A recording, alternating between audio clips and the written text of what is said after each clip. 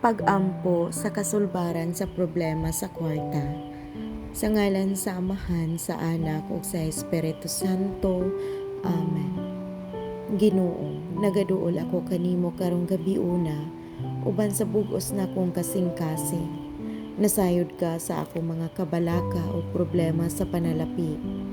Tabangi ako nga makabot ang kalinaw sa akong hunahuna, bisan pa sa kakulang sa kwarta.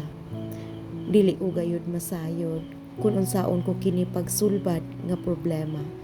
Apan nasayod ko nga ikaw adunay plano. Ginoo, hatagi ko og kaalam sa hustong desisyon sa akong paggasto. Tabangi ko nga makapangita og paagi nga legal ug matarong aron matabunan o masulbad ang akong mga problema nga mga utang nga angay nako nga bayaran.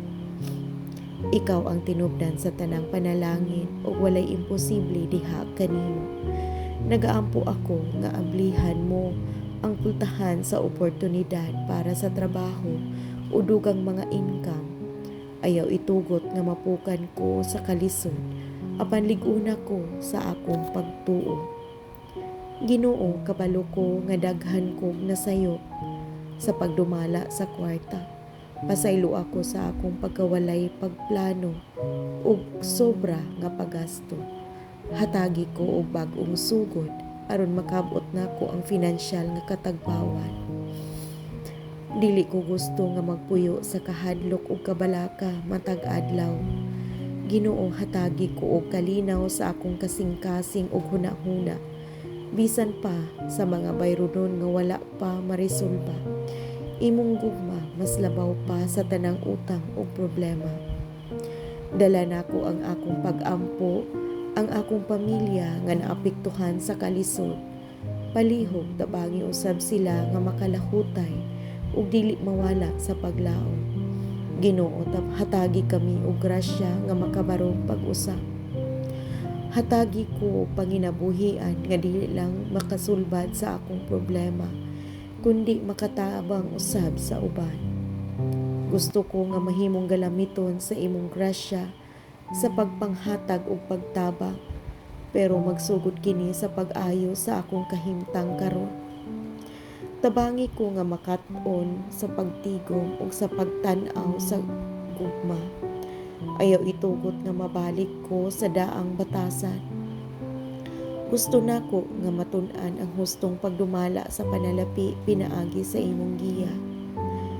Ginoo, palihog ihatag ang kalinaw nga gikan lamang sa imo. Sa matag adlaw nga maglisod ko, pahinumdumi ko nga dili ko nag-inusara. Ikaw na kanunay bisan sa akong pinakalisod nga kahimta. Hatagi ko og customer kung nagnegosyo man ako o kliyente, kung nag-freelance ako. Buksan ang daghang oportunidad nga moabot gikan sa mga dili ko gipaabot. Ginoo, ablihi ang langit alang sa akong kinabuhi. Tudluy ko nga mas mutuo kaysa mahadlok.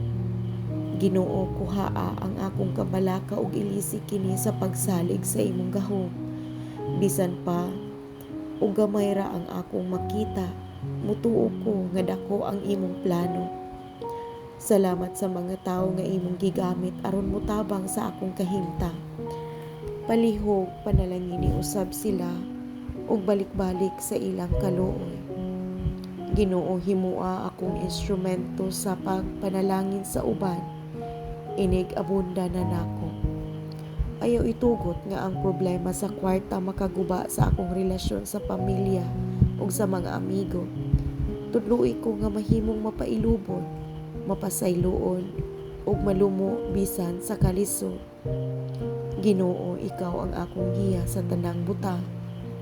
Salamat kay bisan sa kalisod anaa gihapon ang imong presensya. Ikaw ang akong kusog ug kadasig matag buntag. Walay problema nga labaw pa sa imong gahom. Sa ngalan ni Jesus, akong gisalig ang tanan akong problema. Ginoo, salig ko nga naa kay himuon nga milagro sa akong kinabuhi. Amen. Sa ngalan sa Amahan, sa Anak ug sa Espiritu Santo. Amen.